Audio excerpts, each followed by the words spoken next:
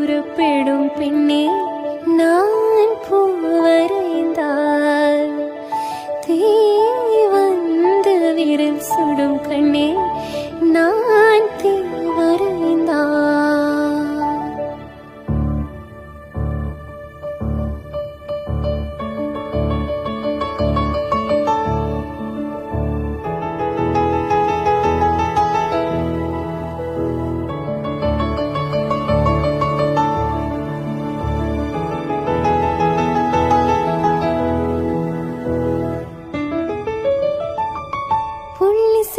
புள்ளி சேர்ந்து ஓவியம் உள்ளம் சேர்ந்து காவியம்